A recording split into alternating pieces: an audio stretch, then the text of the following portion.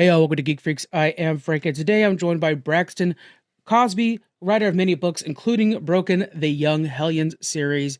How you doing, Braxton? I'm great, man. Thanks for having me on, Frank. I appreciate it. Absolutely, I'm happy to speak with you. What can you tell us a little bit about Broken and this wonderful series you're making? Yeah, it's a dystopian young adult series. Basically, it's the year 2035, all out nuclear war. Nobody knows who started the war, but they know it just happened. 70% of the population is wiped out. That's human, plant, and animal. The remaining survivors go to the coastlines for fresh water and trying to survive. This one military conglomerate kind of comes to the forefront. And since money no longer has any power, humans become a viable currency. So it's a class-based system of slavery is reenacted, and people basically the establishment that actually takes people and trades them for currency. So this group is an organization that's global, and they basically just take people and trade them, and that's it. They have areas divided up into precincts that are run by magistrates and judges. And Kisa finds herself, she's the main character here, Yeah. finds herself in a slave pod of one of the settlements down in Savannah, Georgia. And she's been separated from her parents, and she is now a surrogate parent to her little brother, Kieran, who's 11 years old, and Kisa's 16. So you can imagine that a teenage girl being thrown into all this turmoil with her world turned upside down in this dystopian post-apocalyptic world is now being just challenged on all sides to try to just even survive. After the nuclear fallout has kind of blown across the earth, people actually have ingested the ashes of the fallout. So there's three consequences of taking in too much of the nuclear fallout. One is you become mad. So we have all these madmen that are kind of ravaging, pillaging the land for resources, killing people on sight. Those are called hoarders. Hmm. Other people go crazy and turn to mindless beasts, and those are our zombies in our world. And we call them ashers because they've ingested the ashes. And then 1% of the population actually develops extrasensory perception, ESP, and those are called alphas. And Kisa is starting to have dreams and visions of the future, starting to hear rumblings of this resistance order that's trying to overthrow the establishment. And now the question is she one of the alphas? So a great story. I got a little love triangle in there. So Yeah. all the things that you need for a good young adult dystopian story. And it's been great. It's been well received. It ended up getting runner up for dystopian fiction with the American Legacy Book Awards. It's been the highest category winner for dystopian fiction with the BookFest Fall Book Awards, and got over 100 reviews on Amazon, and a lot of great people. A lot of people have said a lot of great things about it. So I'm really, really Oh, pleased. It's my 20th book, and my goal, Frank, is always to make my next book that I write my favorite, because I feel like you have to write from the heart, you have to write from the yeah. soul, write for the right reasons. And I think if you fall in love with your work, then you'll get other people who will actually love it too. So I've just been grateful and very humbled by the response that we've had so far. Yeah, there's already a great deal of fandom around your novels, around your books. Speaking of that, it feels as you're saying it, I'm like, man, this would make a great comic book. Why go novel and written like that instead of comic book? And why did you choose which medium you chose? Well, you touched on something that's really important for us as Cosby Media Productions. We've been out since 2014, building all of our worlds with different authors. We've got six authors who contributed 18 novels and five comic books of superhero fiction to our own superhero world that we've built. It's called the Cosby Media Production Dedicated Superhero Universe, the CMPDSU. So we built that out. We have our own fantasy worlds that have been written by an author named Daniel Payton. He's got six books in the Legacy of Dragon Wand saga. We've got James Meservey, who's built his own fantasy young adult world with the Light of Rise saga. So we've got a lot of authors who have contributed fantastic stories to our company. We've published over 30 authors with 60 titles in ebook, paperback, and audiobook format. So right around the turn of 2020, when pandemic was kind of kicking in, I challenged the authors of the superhero fiction because I've contributed four books myself. I said, hey, what are we going to do, man? Like, I feel like we should kind of get into comic books because we were going to conventions and we were doing really well selling a lot of our works. But sometimes people come to the table and go, well, I don't really have time to read, and then we kind of lose an opportunity. So I said, why don't we get comic books into action? I don't know. I've always dreamed of having my own comic book, and here we are now as a publisher with an opportunity to recruit, great talent out there in the indie space to help produce these comic books, and they were all for it. So we ran a Kickstarter. We got all four first issue comics funded. And before you know it, within the next year, we had four first issue comics that were based on the Cape series that I write, the Metatron series by Lawrence St. John, the Bark series by Daniel Payton, and we also had the Menzuo saga by Keyshawn Dodge. So when we had those, people really responded well. We had these novels, and then we had a comic, and people like them. They would eat the whole thing up. They buy the whole package. They wanted to know more. And I started saying, man, you know what? In order for us to separate ourselves from the rest of the small press publishers out there in the indie space, why don't we become what we call a hybrid publisher? I want to keep telling stories in this way. I want to tell them a little bit in the novel format, the traditional paperbacks, and I also want to tell them in ebook and in comic books. So that's what I did with Broken. Broken book 1 is the novel. Book 2 is a 24-page comic. And book 3, which I just released, is a 60-plus page graphic novel.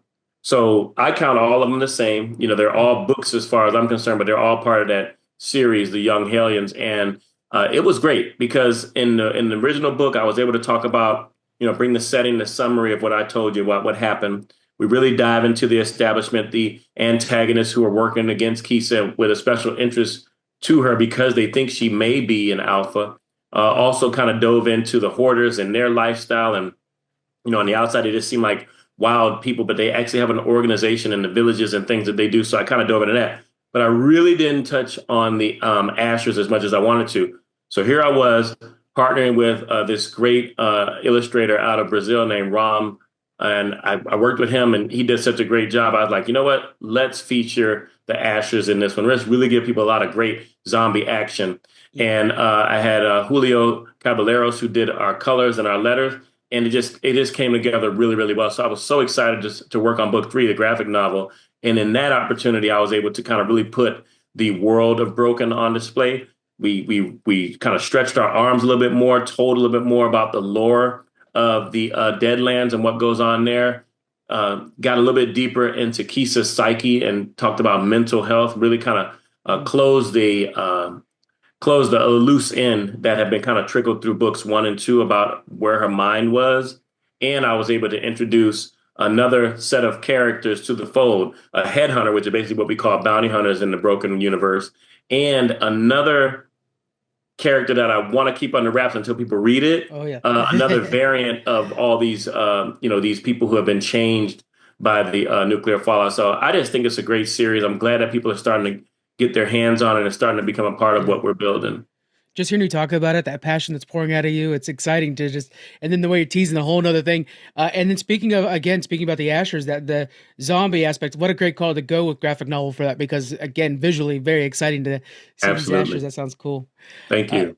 Now, the audience of young adults, you talk about a lot of things. Mental health is wonderful. We got slavery brought up here. Was there any particular aim out of your, out of going for young adults that you want to show them, teach them a theme? Yeah, absolutely. I mean, my thing is resilience because Keisha is stretched. I mean, really, can you imagine you're just a 16-year-old girl going in high school, all of a sudden this happens. You're separated from the family. You have no guidance.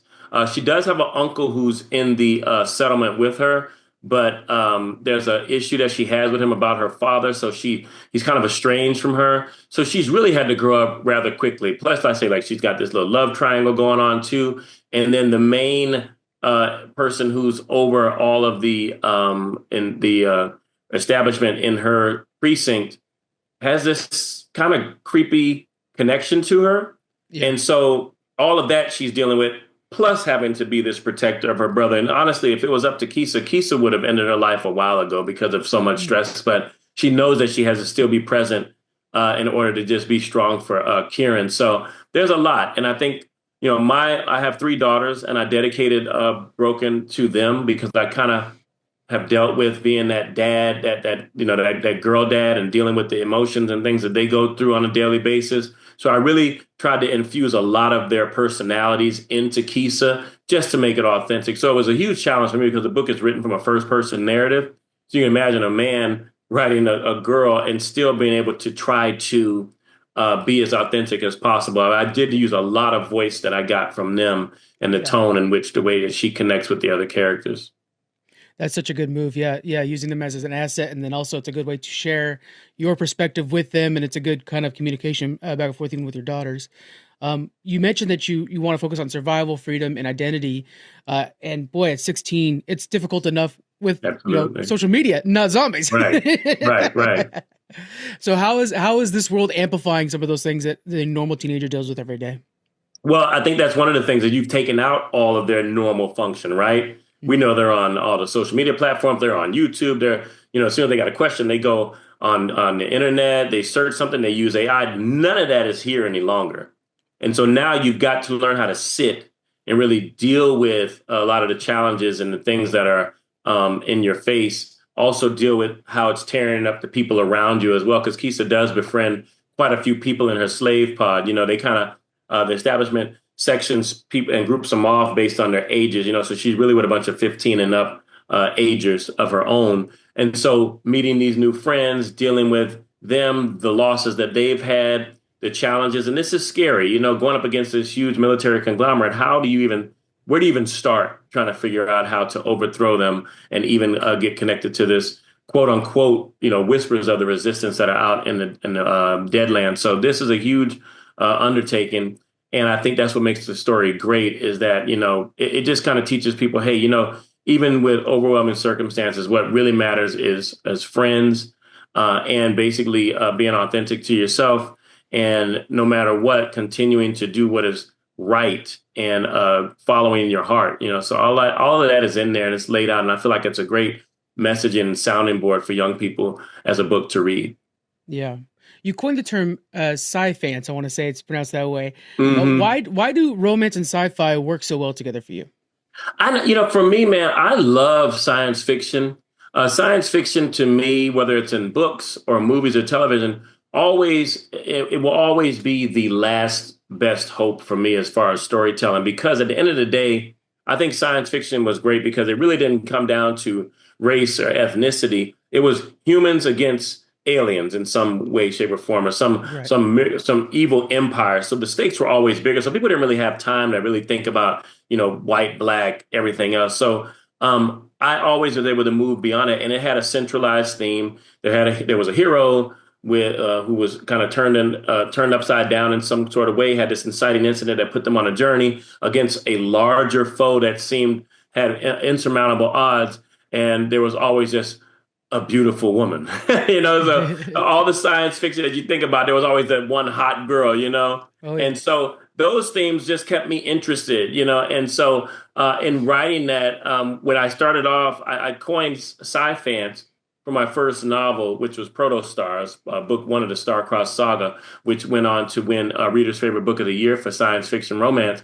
And I just wanted to really blend the two, science fiction and romance, because I had that young adult theme at this time. When I wrote it back then, it was the Twilights were out there, the Divergence, the Maze Runner, all those young adult movies were doing so well. And I just wanted to kind of fit in the mix. And I was like, man, what will we call this? Well, I just kind of coined my own term. And I feel like I was authentic to that. The first book in this series was really heavy, 70% romance, maybe 30% science fiction. In the second one, we kind of cranked it up a notch. We got it about half and half. And then by the time I got to the third book, Solstice, I mean, it was really 70% science fiction, a little bit of romance left because we had already had those characters being connected. So now it was about just overall accomplishing the main goal of overthrowing the Dagmas clan. So, I was really proud of that trilogy. That ended up spawning. I wrote a story about a bounty hunter in there who was set to protect the king, King Gregorio. And a lot of people were interested in his story. And I was like, man, you know what? I've never written a bounty hunter story. When I first got started writing, God just spoke to me about telling stories that I love first, for one. And I don't know about you, Frank, you may look at your favorite movie and you're like, man, it was good. Or a movie that you really like. It was good, but I wish they had done this with it. Or I wish they had maybe kind of gone that way. And basically, God was like, put those things in your story. So that's what I do. I look at films, I go, man, be cool if we had this little thing. And I just put in my story. So I had an opportunity to write a bounty hunter story with a black protagonist, which doesn't exist, you know? Yeah. So I was like, let me go ahead and do that. So I spawned off Steel Rain into his own story. And again, going back to hybrid publishing, we had book one was the comic book, Steel Rain Pre-Flight. And that led you right into the novel, Steel Rain Flight of the Starship Concorde. So, and I'm already working on the next issue of Steel Rain. So a lot of people, it's one of my best sellers. It is my international best-selling novel, my best-selling book of all time. And the comic book and the novel, I can't even keep them when I go to conventions. People just love that science fiction. Oh, immediately. I'm interested. Just a little tag you got right there.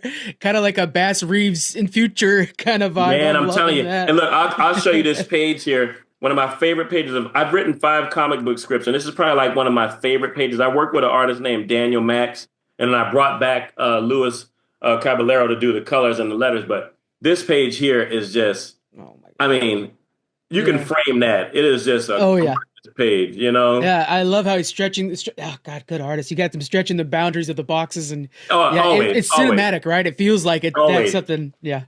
We bleed out, man. We do not stay in panels. Panels, we are borderless, you know. So we love Yeah.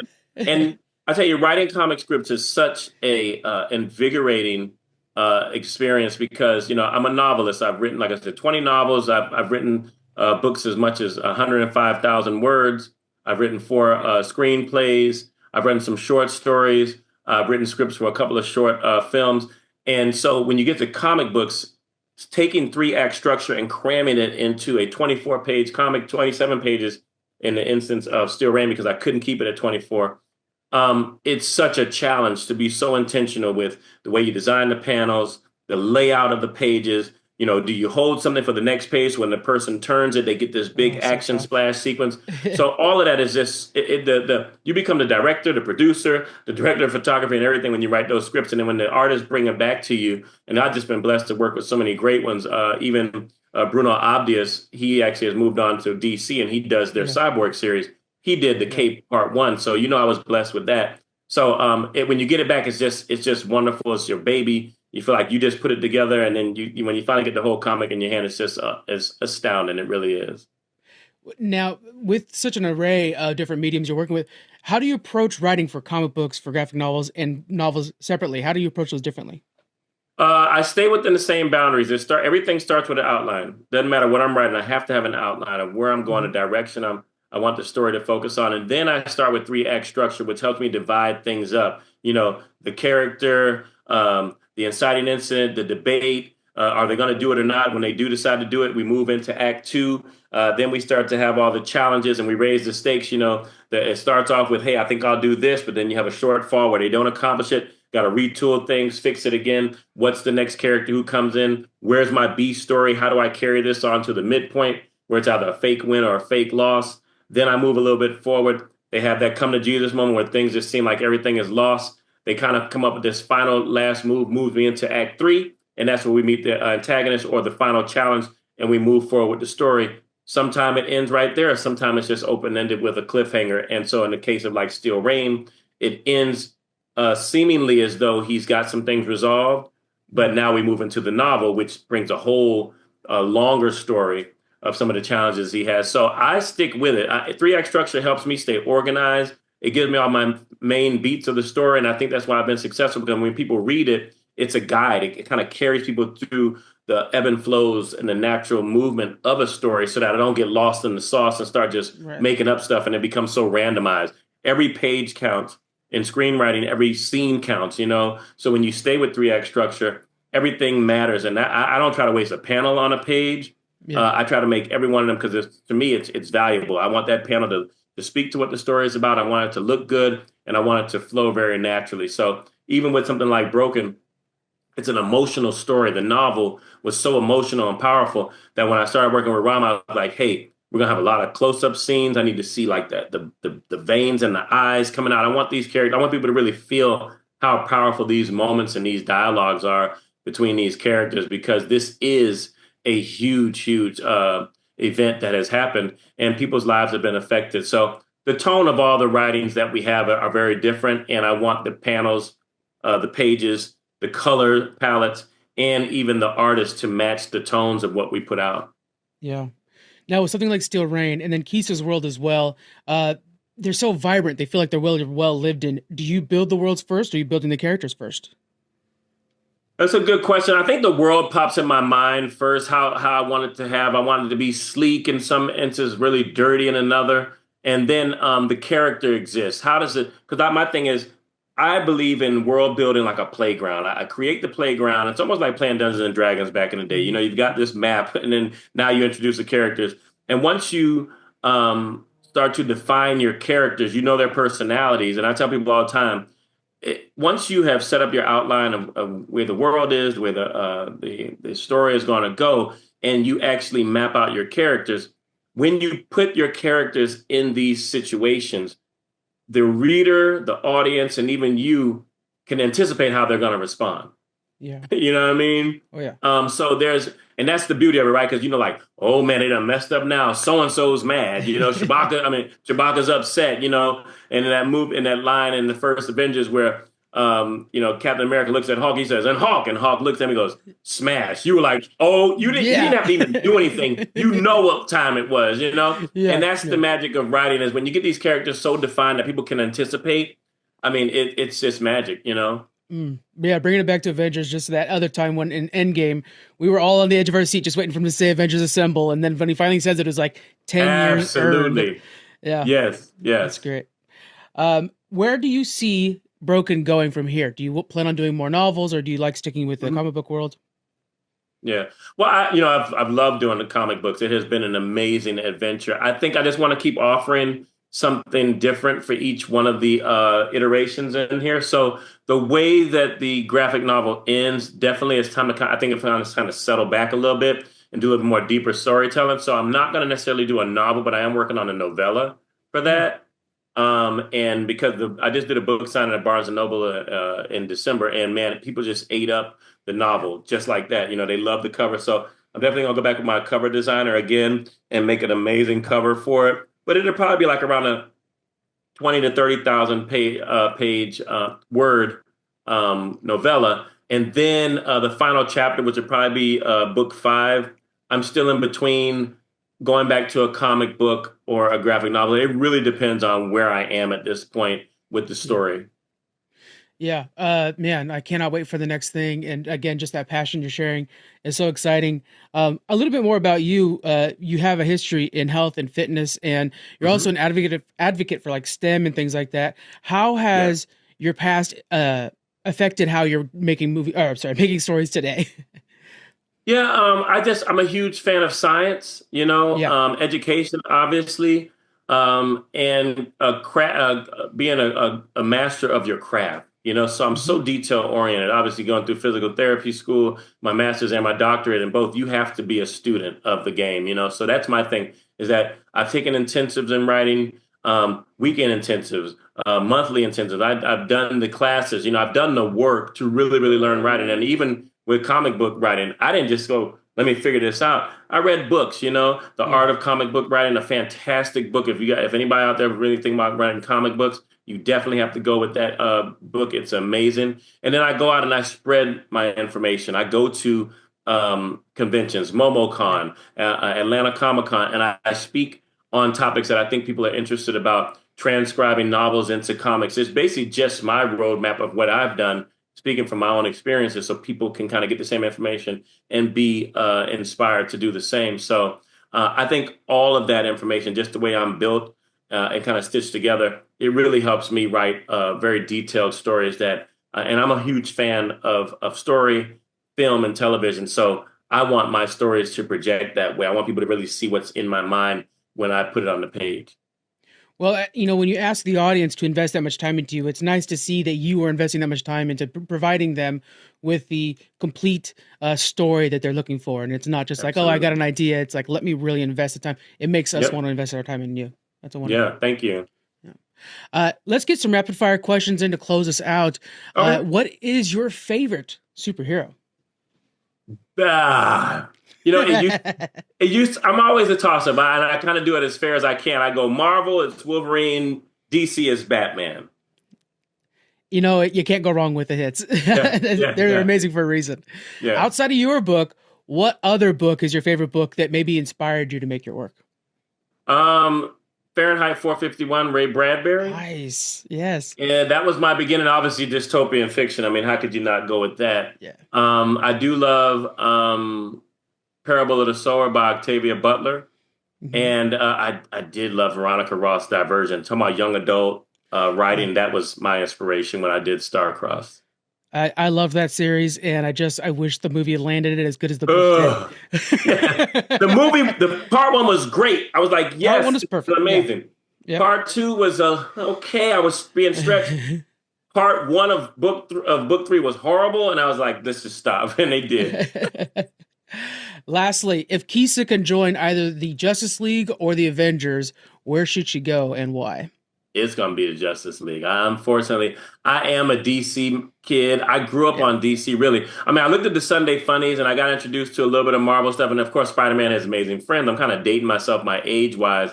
But when I came home from school every day, the Justice League was on. I'm talking about like the Wonder Twins and Batman and Superman and all them. So I just grew up as a DC kid. So definitely I would put my character in there because I think she would do really amazing with Wonder Woman as a Mhm. mentor.